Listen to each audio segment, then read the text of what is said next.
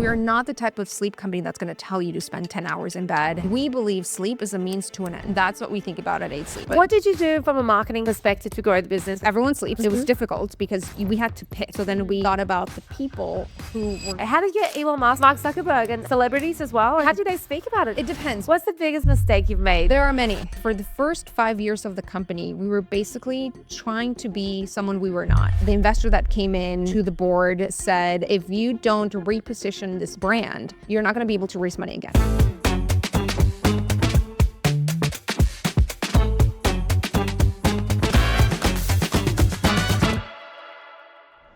I'm your host, Jane Liu, and welcome to today's episode of the Lazy CEO podcast, where we talk all things business and personal development with some of the biggest trailblazers in the world today. And joining me today, all the way from the US, is Alexandra Zatarain, co-founder and VP of Brand and Marketing of 8 Sleep, the world's first sleep fitness company. Not only has 8 Sleep created a category, it's also used by the likes of Elon Musk, Mark Zuckerberg, and Lewis Hamilton. Alex has built a company from $0 to 9 figures in revenue, and its current valuation exceeds $500 million. That's amazing. I'm so excited to hear more about your business journey. But first, I have been struggling with sleep. So I have my Oura ring, and it tells me I cannot get past 6.5 hours of sleep. Okay. So tell me, and I actually have an 8 Sleep at my front door. So tell me, how is it going to help me? This is perfectly timed. I'm curious to see what happens once you start using it. But Yeah. there are so many things that can affect your sleep. So there's not maybe like a silver bullet if you think about it that way. Like it's not the same solution for everyone. And that's what we think about at 8 Sleep. So how do we personalize your environment so that you get better sleep? You do it primarily through temperature regulation because that's what science had already proven that is necessary to give you good sleep. I wake up in like a pit of sweat mostly. So women, we are pretty complex. We have these, 28-day, more or less, hormonal cycles, which means that there's times of that cycle in which our temperatures will be much higher, or times will be lower. And that leads to these changes that you'll feel where if you start actually taking notes and mapping out when you wake up in those puddles of sweat, it's usually when you have like changes in between one or other phase of your cycle. So we're really complicated in terms of temperature regulation, the core body temperature, because of how our hormones fluctuate as you go through those 28 days or so. So the pod which is our product, the pod is even more of an important tool for women than it is for men. What do you think is everyone's biggest misconception about sleep? I think, now it's a bit different, but I would say when we started 10 years ago is that sleep didn't really matter. When we started the company in 2014, no one was talking about sleep. Like, it wasn't a thing. There was, no one had read Why We Sleep by Matthew Walker, and there were, famous podcasters talking about sleep left and right. Yeah, it was all about like a food pyramid or like low carbs and a workout. And there was a lot of conversation around fitness because there were businesses like, at least in the United States, like Fitbit that were really growing. Highly competitive on Fitbit. Yes. So it's all step tracking. Can you be like highly competitive on sleep? That might be what I need to motivate myself. Yes. And so what happened for us is that at some point in the journey of the company, which was 5 years in, when we were struggling and not seeing the growth that we wanted to see, we came up with this concept that we call sleep fitness. And that's what 8 Sleep is. We're a sleep fitness company. So we really believe that just like fitness, you should be measuring your sleep, you can optimize it, you should be prioritizing it. But at the same time, you're not always perfect, just like fitness, right? It's like sometimes you don't have the time to work out. Sometimes you're not doing your best physically, but you can always come back to it because it's like a muscle that you just keep training. There's no such thing as you're a bad sleeper genetically. There's very few people who genetically will have like a condition that would impede them from like sleeping well. So, okay, let's go back to the beginning of where it all started. Well, it all started. So back to 2014. And I have other co-founders. Of course, I didn't start the business by myself. And Matteo, who's my husband as well, we worked together. We started the company together. He came up with this idea that, more than an idea, it was first an insight. He realized that there was no technology being applied to solve sleep problems. And he always says this phrase that Elon Musk is taking me to Mars, but I still sleep on a dumb piece of foam. So I love that. Yeah. You're spending a third of your life sleeping on a dumb piece of foam. And what that means is that there's no benefit. There's nothing that you are learning about your sleep. There's nothing of value that you're getting out of it. And so that also means there's no ability to help humans sleep better. And that was sort of the first insight. And from there, we're here 10 years later. And because at the time, no one was talking about sleep, at the beginning, it was all around understanding what are the products that exist in the market, maybe in other areas of health, and how can we do something similar for sleep? So that's why we started with measurement. We understood that data was going to be really important. So we want to be able to measure your sleep without you wearing anything, no wearables. You can charge your Oura Ring at night. You can charge your other devices. Well, this You is don't the need them. thing why I didn't like my Apple Watch, because you can either do fitness or you can do like sleep. Yeah. But you have to charge it one or the other. Yeah. Yes. So how does your sleep get measured from sleeping, from lying there? So our product is essentially a cover. So you can think about it like a mattress cover, a fitted sheet. You put it onto any bed. So whatever mattress you have at home, you just like wrap it with this device. And what you see is fabric, but inside of that fabric, there are layers that have both sensors and also all the temperature regulation capabilities. So that is just embedded. You don't see it. It'll look like if you're looking at a couch from the outside, where just like there's the fabric, but there's the technology in it. And those sensors are tracking these sort of, call them signals of noise that come from your body. So it can detect from those signals. That's where then all the machine learning gets applied and the AI to distill that information through algorithms into what is presence in bed, what is your heart rate at rest, what is your heart rate variability, what is your respiratory rate. And with that, then you train other algorithms that through that information can tell when you're asleep, when you're in deep sleep, when you're in REM sleep. So it's all sort of like that super techie side that gets packaged into a product that just looks like something really comfortable you want to sleep on. How did you come up with the technology? Like, did you kind of know the technology exists before you're like, I want to do this? Or did you have to create everything? We have to create it. So we have our tech mastermind, who's our other co-founder, Max. And when Matteo brought up to Max this insight that, hey, like, why is there no technology in sleep? What can be done about it? How can we measure sleep without wearables? And they sort of started brainstorming. And Max, being an engineer, he said, well, I think we can do it in this way. And what he architected at that point is essentially the same architecture we have today of the product, which is, why don't we put sensors in the bed? Because we want to be able to measure, right? You can't improve what you don't measure. So it starts from there. And grabbing sensors that at the time were off the shelf, meaning they were readily available, but we had to put them together in a way that was unique. And then what we did have to build ourselves was all of the algorithms. So there wasn't such a thing as you buy the sensor, you plug it, and the sensor tells you if you're sleeping. You have to train algorithms through data, and you have to actually like create that over time. Like, that's the fun part. If you can get past the tech sounds, but like, and then but even like if people move around the bed, you can still sense. Yes. What if it gets wet?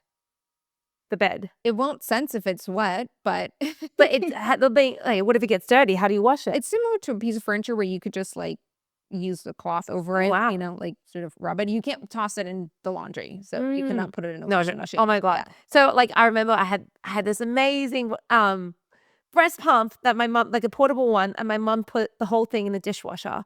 And it was like, all these things are so expensive. Yeah. And I'm like, now let's go back to like, what were you doing before? Like, how did you even decide you wanted to embark on this huge journey? Honestly, I think I did not decide. I think it's what happens to a lot of entrepreneurs, where I never thought growing up like, oh, I'm going to start a business, I'm going to be an entrepreneur. But when my now co-founders started working on this, and you know, they had a first prototype and they showed it to some friends, and some people were like, oh, this is interesting what you guys are doing. Then they needed someone to market this. They were like, okay, well, this is a consumer product. We need someone who helps us raise some money on crowdfunding and then like grow it and like bring some revenue. And I'm married to my co-founder, so he knew me, right? We were already together, and he's like, well, I think you could do this, because that was my background. So my background in brand building and PR and marketing, that's what I went to school for. That's what I like to do. And I was young, I was 24, and somehow I thought that it was a good idea to leave my steady job in New York City and embark in this crazy journey. I was 24 when I started too, but I don't have a $500 million business. But that's incredible. I feel like that sounds like a good age, because you're old enough to have a bit of confidence, but you also don't have the responsibilities of like real life. Yes. And you are still kind of naive, right? You still think like nothing, you know, like I can do it. Yes. You think you can do it, and which is good. Which you can. It is a very important part of it, is that you need to believe you can do it, because you actually can. Yes. How does a business like this even start? Like, give me the first 5 steps. Like, I know it's not like people are going to go home and like start their own like exact business, but like when you look at something that's so big, what's the first 5 tangible steps that someone could take or you guys took? Yeah, I would say if anything, you can distill it in one, which is you really need to understand who is your customer. Because a lot of times, and you see this often, especially in tech businesses, where a very technical person gets enamored with the idea of the technology and they just think like, oh, we can build this thing this technology can do, and they just keep going into the technology. But if you don't understand who your customer is, you're going to fail because you're not going to be able to commercialize it and sell it and make money off of it. So that is the number one step. And whether you're selling apparel or you're selling beauty or you're selling what we do at 8 Sleep, which is this complex sleep technology, it doesn't matter. It all comes down to who's going to buy this. And then you start getting into why are they going to buy it? How much are they willing to spend on it? What space in their wallet are we competing for, right? So what are the alternative products that they may be buying? So those are our competitors. And sometimes it's not direct. Like for us at 8 Sleep, we don't necessarily have a company that does exactly what we do, but people may be comparing us to sleeping pills. And so maybe for us, the competitor is a pharmaceutical product. And so thinking of that as very just a customer-centric or user-centric is the number one step. And you can go very, very deep in that analysis. And you need to do it over time, all the time. So even as you have your business and you find your product market fit and the business is growing, you always need to go back to, who's this customer? Has it changed from last year? What's different, right? Because that's where your business comes from. It's like you're making things for people to buy. Yeah, you're absolutely right. I mean, one of the podcasts, so one of the guests we had on the podcast was a meal prep business called Muscle Chef, and they had, they were sitting at $30 million. You know, we have smaller numbers in Australia, by the way. Like, it's a smaller market, you know. But like they were sitting at $30 million until they realized that actually people weren't buying it because they're gym muscle people. They are actually, they want a convenience. And understanding that customer unlocked it to becoming a $200 million business. Yeah. And one of the amazing businesses that I looked up to when I was starting my business was Shoes of Prey, that did 2 weeks turnaround on custom shoes. And they built this incredible tech where they had a warehouse in China that could turn around shoes delivered back to you in Australia after 2 weeks. Wow. But the problem was that people didn't want to customize their shoes. So they didn't understand their customer. And that ultimately, even though they had the most incredible tech, way beyond, you know, their times, it really shows the importance of understanding your customer. So what did you guys do? Like, did you guys get any of that wrong? Did you have any big learnings where you're like, wow, this is not who we thought our customers were? And how did you find that out? It's interesting because I think it's one of the things we have gotten right over time is the understanding of the customer and staying close to them. However, here's where then the second piece comes in, which is you can understand the customer and the problems that they're having, but then there's the marketing spice that you have to add to it, which is then learning how to communicate it to them, you know? And I think that's a part that we got wrong for the first 4 to 5 years of the business. Right. So what do you mean? And so you don't realize you're getting it wrong because it may not be fully wrong, or it may work for a period of time, similar to what you were describing with this meal prep company, right? Where it works for a period of time, but then it starts plateauing and you're not seeing the growth that you want to see. And that can come from you need to go into a different audience, or the way you're communicating the positioning of this product is not resonating with more people, and you need that growth, right? It's like good is the enemy of great. And it's like, it's good enough, but you're not. Yeah. Yes. And I think that those are the two key components that I always think about. And so for us on the understanding the user side from the very first days of the company, which we know was not a company yet, but it was like, okay, we're doing this. And we all got together and we moved to San Francisco and we're like, we're doing this Silicon Valley business. We started interviewing people, anyone that we knew. So like friends and friends of friends, we would invite them to come into it was an apartment, which was an office. And we would show them the prototype we had built. And we would ask them questions about their sleep because we were like, well, we're building a product for sleep. That's what we knew from the beginning. We want to solve those problems, but we don't know all the answers. What are the problems people are having around their sleep? And we just talk to them. And we would ask them what products they use, everything from like your bed sheets. Do you use any wearables yet to track your sleep? What about light? What about temperature? And in every one of those sort of informal interviews, we were learning something that we would carry on to the next conversation. And it wasn't anything formal. We were not like, taking notes or recording them. It was just us getting close to our potential user and understanding them and listening to how they think about sleep. And those conversations helped us launch the very first product on crowdfunding.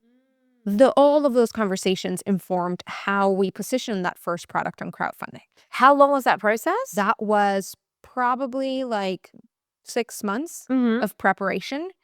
And we spoke to a lot of them. We would then, once we outlined what the product would be called and how we would describe it, and we wrote a script for a video and all the things that you have to put out on crowdfunding, then we would show it to people.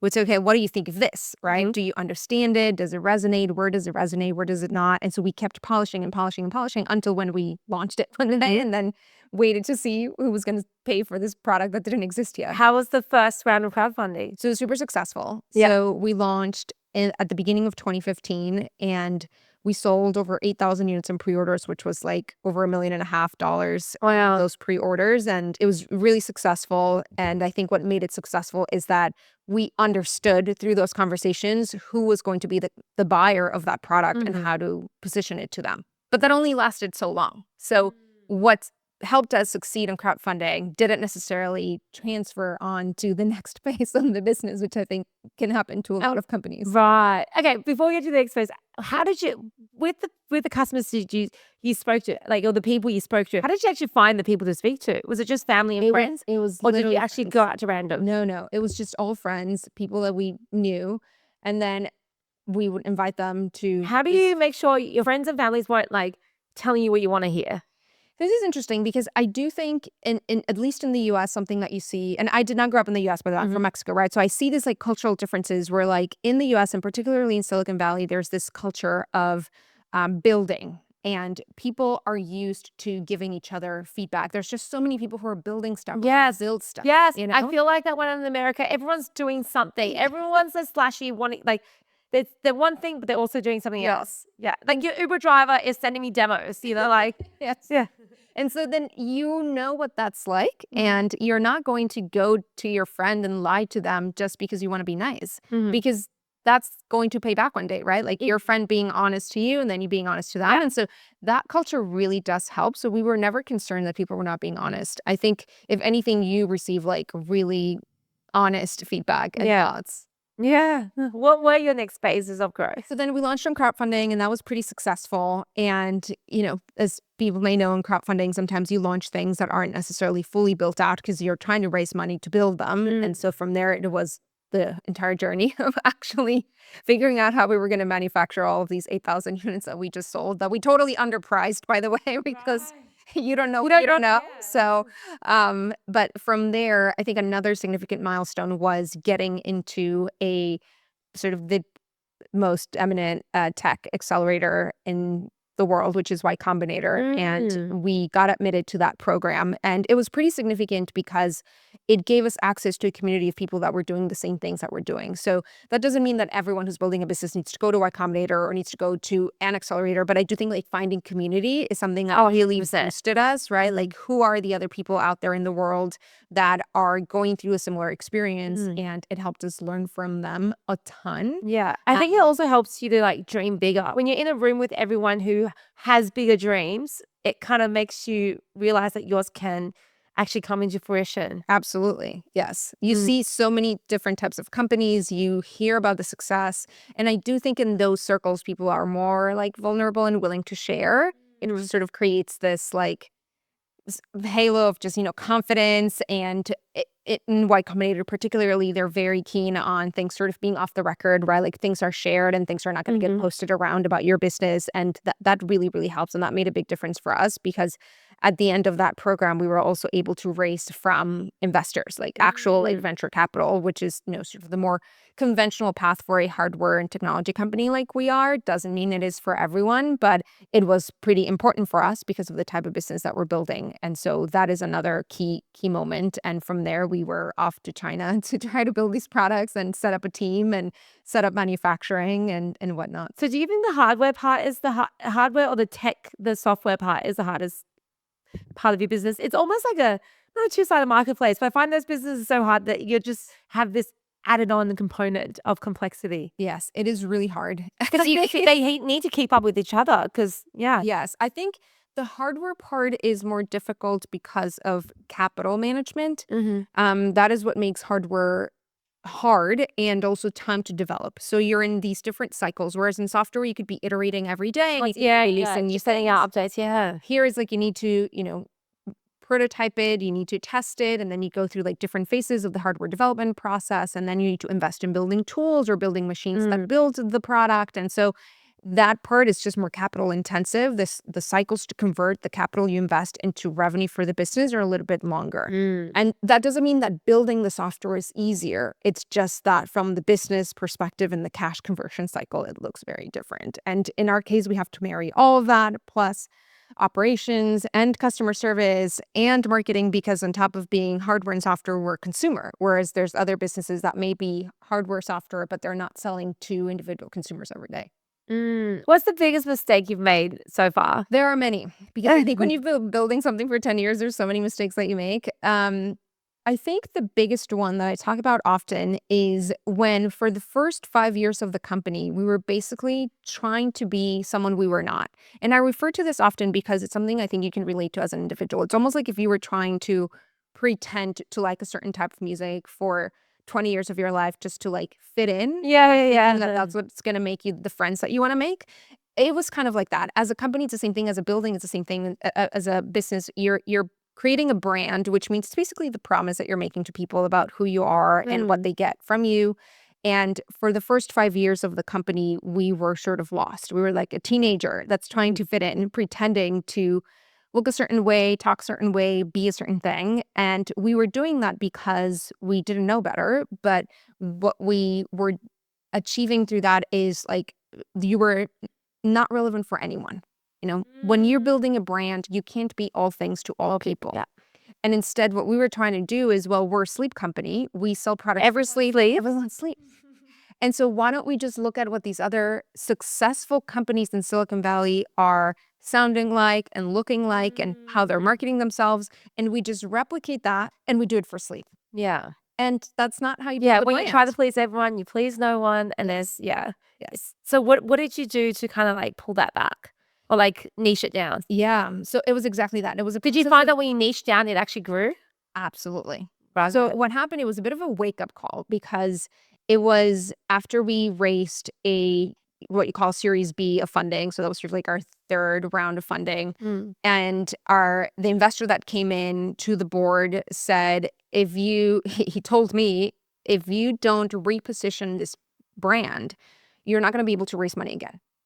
And I didn't understand what he was talking about because, of course, when you start building a company, you're 24, there's a lot of things you don't know. Yeah. And you didn't learn in school. You don't know what the hell he means with reposition the company. And so I understood the message, though, which he said, people are perceiving you right now, both on the investor side and on the consumer side, as a company that sells like mattresses or bedding. Like they're comparing you to companies you don't want to be compared to because that's not what you're doing and that's not where this business is going.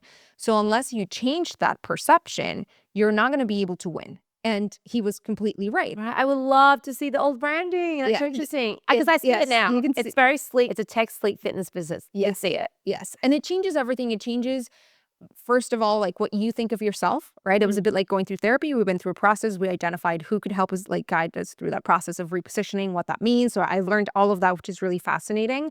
And finding yourself and doing it from, in our case, which isn't the case for every business, but for us, we went through this sort of method where you build the positioning of your business based on like your core DNA, like the reasons why you started this company and who you are as founders. That isn't true for every company, right? A lot of other businesses are started and they're sort of built from the outside in, where you say, oh, there's opportunity in the market.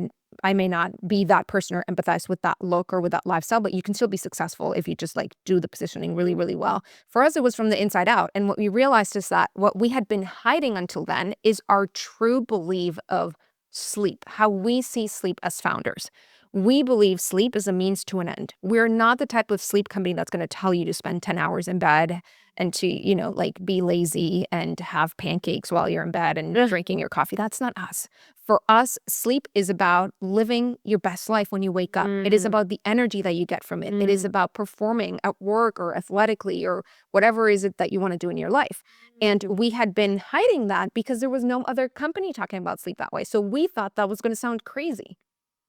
But you realize that when you're different, you succeed. I love that. That resonates so much with me because I hate sleep. Sleep is so boring. I had to like listen to something to sleep. I just can't. So yeah, I mean, I get it. And then it's so interesting. I feel like it would be hard even if I thought that, because you're thinking the rest of the market is talking about the comfort and the snuggling of the like, you're so comfortable that you want to stay in bed longer. And you're like, no, you do not want to stay longer because like she's sitting out there.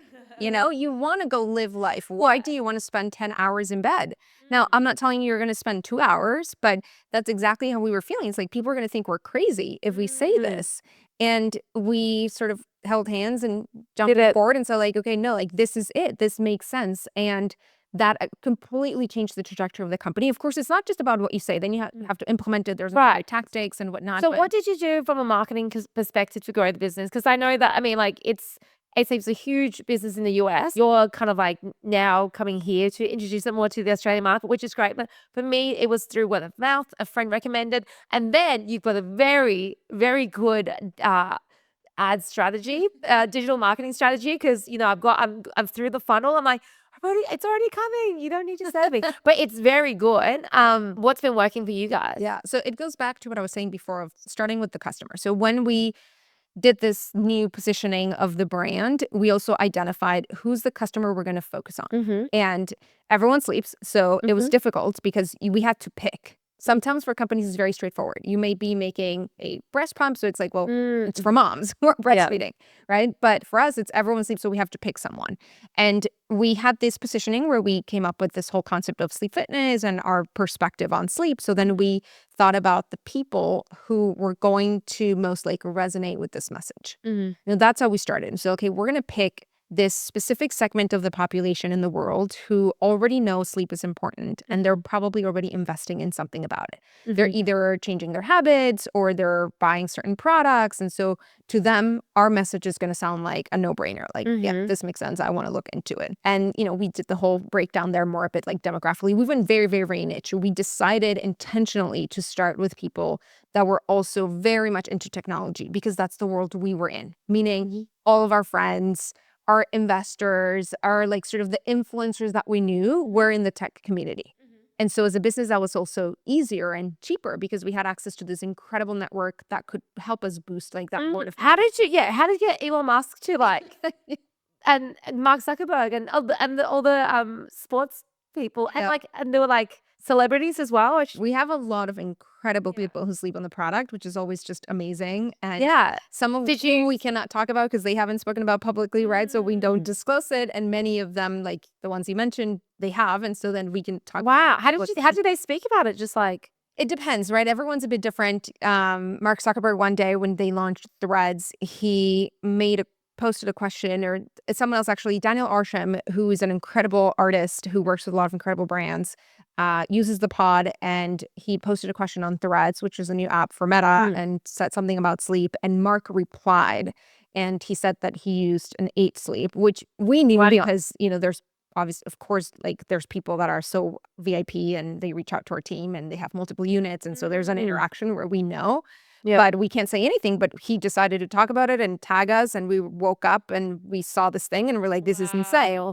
And so it kind of happens like that. It's a bit almost like word of mouth, but obviously these individuals are very public. So the moment that they say it, there's articles going around on Fortune and Forbes and everyone's saying that this is what he's on. And so Elon is similar, and there's a lot of them. And I do think in their case, being that they're in technology and that we did such an incredible job at talking about sleep fitness and 8 sleep in that community from the start, that it was just a matter of time that all of the top CEOs in Silicon Valley you can think of, like they sleep on the product. So that makes it fun and easy. And so for us from there is then saying, how do we go to the next audiences, right? Like once you feel like you've dominated one of them, what is the next one, so that you keep the growth of the business going? Because you don't want to just be the sleep product for people in tech. You want to be for everyone. You just have to do it over time and, you know, slowly dominate one at a time. Yeah. And where's the business sitting today? What's your biggest challenges now?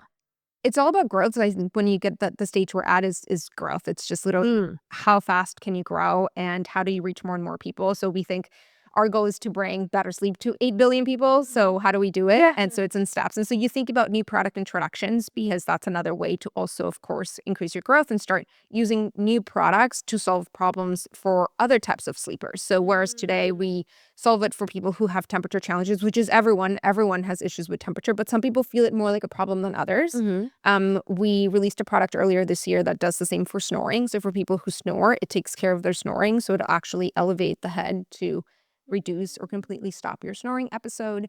And so then we think that way. It's like, what are all Because the I other think problems? that my husband snores and I have this temperature problem. It's perfect. There you go. So it would solve those two problems. Yeah. But then maybe there are people who have a problem with the light in their room, or maybe the air is too dry. Yes, the lights. I got blackout blinds, and I don't Yes. know how people survive without them. I agree. Yeah, especially people with kids that don't have it. That's also because then if your kid's up early, that's the same as you getting up early. And then how has the scaling process been on the people side? Like to how many people do you currently employ? We're actually pretty small in people. We're less than 100 people full time. Oh wow! Yes, we're incredibly That's efficient. incredibly We have good. an That's so incredible good. team that works really, really hard. Have you seen that like post that's like it's about the revenue of the different businesses and then like Revenue per employee. and then the best is like It's a only metric we track. Yeah. Yeah, OnlyFans is like number one. You're probably sitting up there then. Yeah, no, it's pretty good. It's Yeah. I think it's part of the business equation, right?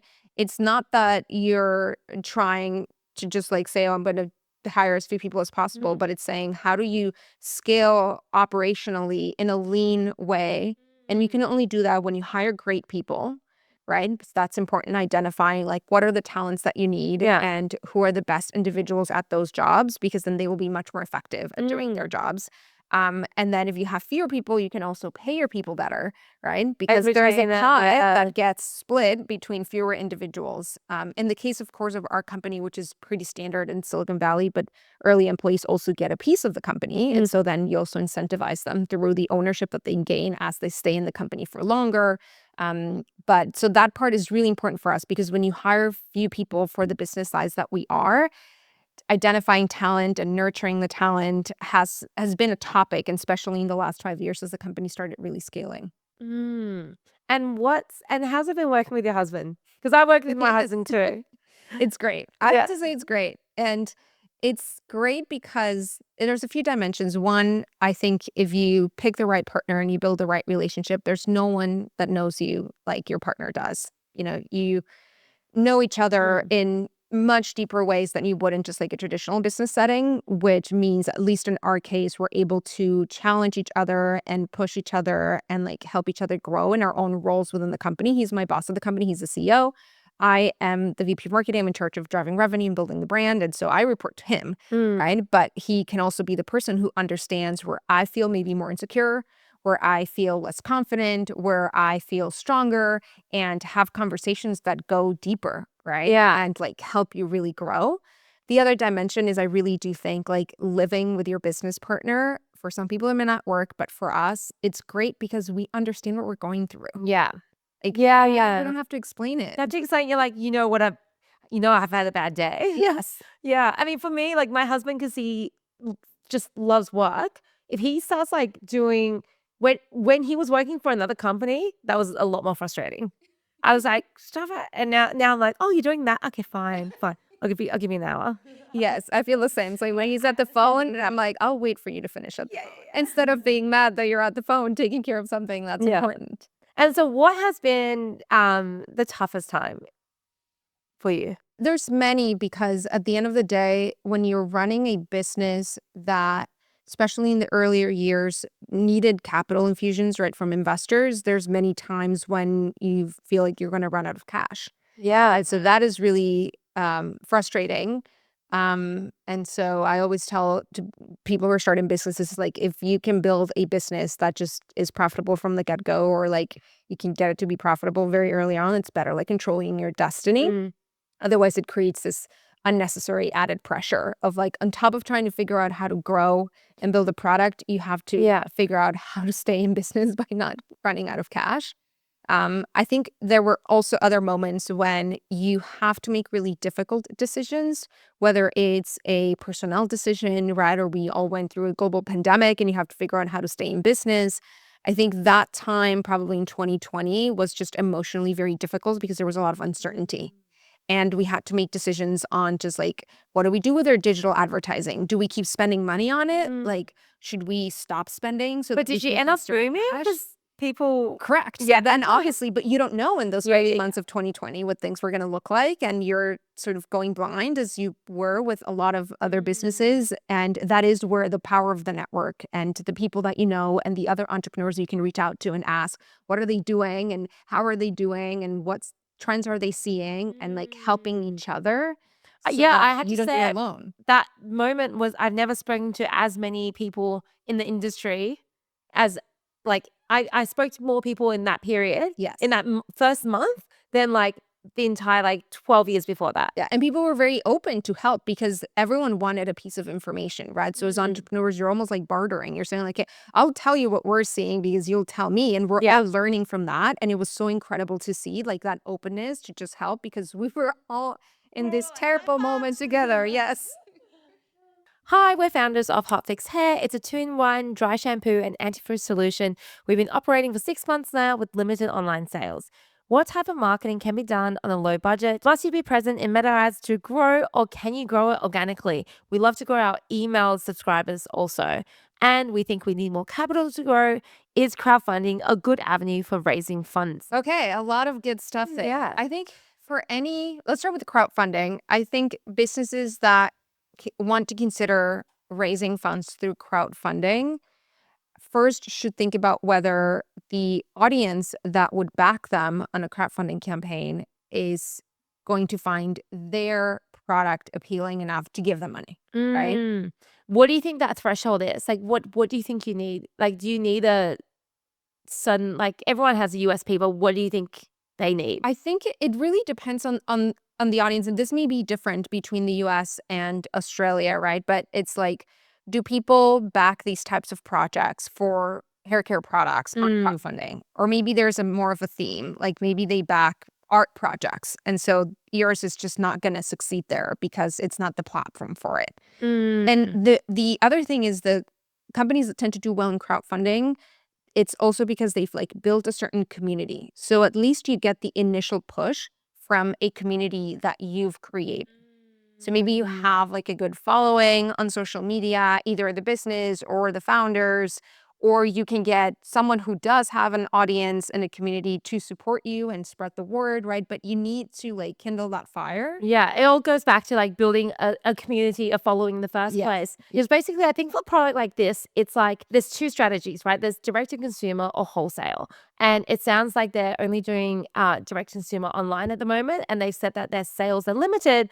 And I think part of that is because there's not a big online following yet. Yeah. But I think even going into wholesale, you still need to have that following and community because to the show. buyers are not going to pick you unless you have that. And they also, even if you go on the shelves, you needed to go off the shelves. And so you need to build that brand. Unless you're an anomaly, one of our Sunday Body, one of the guests on our podcast got into like thousands of retailers through a distributor. And then now is like Flying off shelves in Walmart now, just like killing it. Okay, there's always like an exception to the rule, but like generally you do need that. Yes. And so a lot of entrepreneurs ask, okay, well, how do I do that? Like, how do I get that going, right? Because if you don't have it, there must be a path towards it. And if I had to give like one recommendation to try would be when you have a product and you have the confidence that the product is great and you understand who it's for. So even within the hair care space, you're gonna be like, well, who is this specifically for? Who's that woman or that man this is for? It has to be so clear in your mind. And then you find someone who speaks to them. Yeah. And we were talking earlier about, in our case at 8 Sleep, and we have all these athletes and all these incredible influencers because we work with them because we know they speak to our target audience. It's not random. It's not, at random that we work with Andrew Huberman. It's because we know that he's a very influential voice for people who are trying to optimize their health and their wellness. And so you could do the same here. And it doesn't have to be someone big. You could just start small and gift them your product. Yeah. And I wish I had a product that was that cost effective. It's like our product is like $4,000 in Australia, right? So it's an expensive product. But when you have something that's like relatively cheap, you should create a little gift set and reach out to these people and say, hey, I have this product. I think you're going to love it. Here's why I think you're going to love it. Can I send it to you? Yes. And one of them will say yes. And that's what you need to learn and just like see what happens from there, what content they create. And if you see that something is happening from that content, then you can start thinking about paying some of them. But at the beginning, it should be very organic. It should be like, I want to see who's going to resonate with this. Honestly, this influencer community. Go through Instagram and find people with like this frizz hair problem. So we need to insert this video of me from the Modi Body podcast, because there was a period where I used to sit on that side and I don't anymore because the light used to just shine on my like baby hairs. And I'm like, it was just too much. I'm like, I had to switch sides on where I'm sitting in the podcast. There's more. I'm like, oh my God, this is so terrible. But literally go and find people with that problem. Kelly McCarran, my friend Kelly McCarran, she's always, all her before photos, it looks like her hair's been through a microwave. But like, go find people to gift it to who genuinely are the type to believe in that product. Yeah. And some of them are going to, without charging you, post about it. Because if your product's good, they're gonna like it. And they're gonna genuinely like just share. And from there, it like kicks things off. Absolutely. And I also think when I looked at the Instagram, when you get content like that, to bring it into, when you bring it to your grid, treat the grid like your branding tool, not a catalog, like it's not a sales catalog, It's not too many real. words. Yes. And then like really sell the before and after. The two things you should be selling is like, how does your product fix the problem? What's the problem? And how does your product fix it? So like a before and after, which might be throughout the feed, but like I just had a quick look and find it easily. It needs to be pinned to the top for people to see it. And then also, what are the different like occasions that you might need it? So like, oh my God, I've got this important podcast interview. I need it quickly. I have a date. I'm on the Zoom call and I can see it, or on the night out. Like, think of the occasions and like help people think of the moments that they need it. Correct. Yes, I really like that. And you're right. I think that content, you bring it into your organic social, and your profile should look like something that feels I can relate to. And then once you're ready to invest in ads, so there was a question of like, the Meta, should we be investing? You should be doing if you have that type of content to boost. Yes, you need the good creators in the first place. Absolutely. And I ultimately I think to scale a business, ultimately you do need ads. Absolutely. So there's without a doubt. It's a matter of like at which point.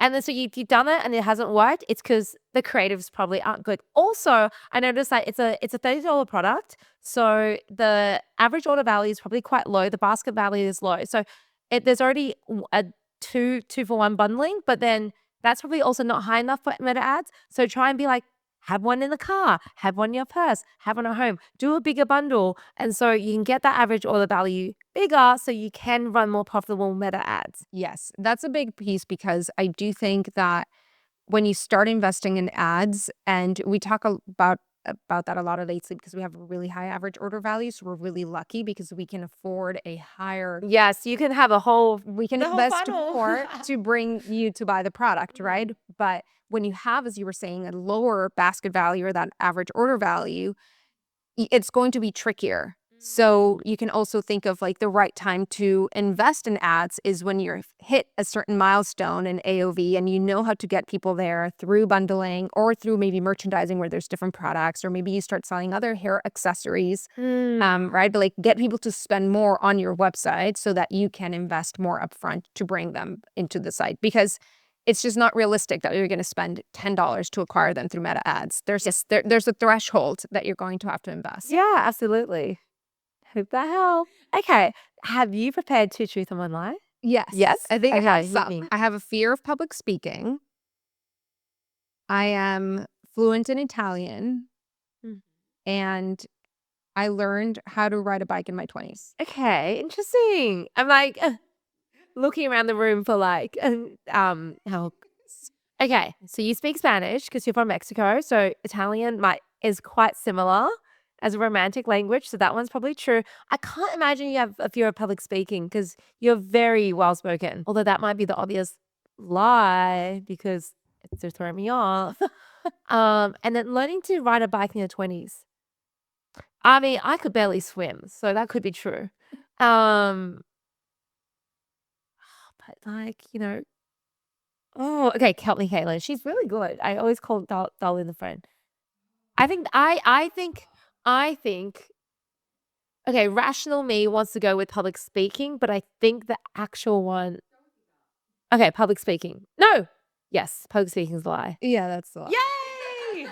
You did good. Okay, look, believe in yourself, Jay. Oh.